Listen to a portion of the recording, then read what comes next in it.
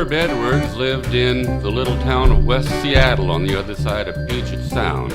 Little tiny house, little bitty kitchen. He was a Norwegian immigrant, gave all of his life to the logging and to the union. He carried his red card in the union every working day of his life.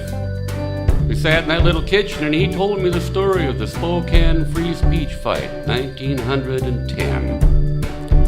I would not attempt to duplicate that rumbling baritone voice or that Norwegian accent, but here's the story the way he told it. He said, "Oh, they boomed into Spokane and towns all over the West, looking for work in the silver mines up in the Coeur d'Alenes, or in the logging camps, or in the wheat harvest, the 110 cats, the great wheatlands that flow away south of Spokane called the Palouse.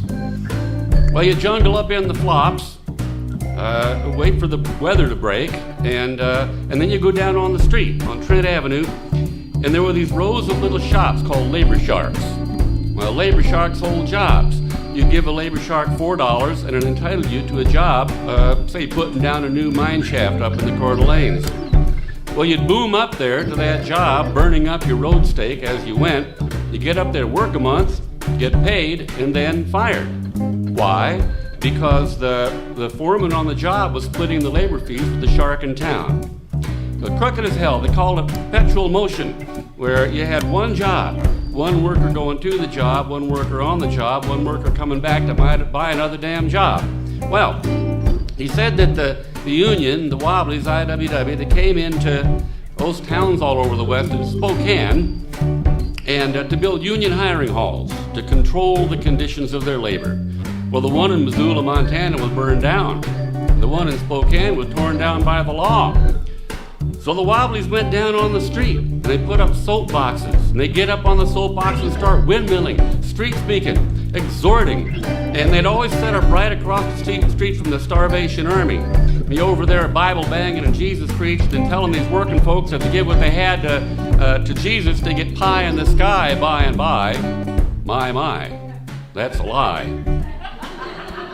Well, they were good at it. People flocked across the street to join a fighting union, which offers a more immediate form of salvation than the standard garden variety. Scared the tar out of the city and out of the bosses, so they passed an ordinance against free speech, against speaking openly on the street. Applied to everybody except the Salvation Army. Now that's intolerable. We all know that the state can't give you free speech, and the state can't take it away. You're born with it, like your eyes, like your ears. Huh? We all understand that. Like old Campbell said, freedom is something you assume. Then you wait for somebody to try to take it away from you. The degree to which you resist is the degree to which you are free. So they said, okay, we're going to resist. They sent out a call to anybody cut loose from a job in the whole territory.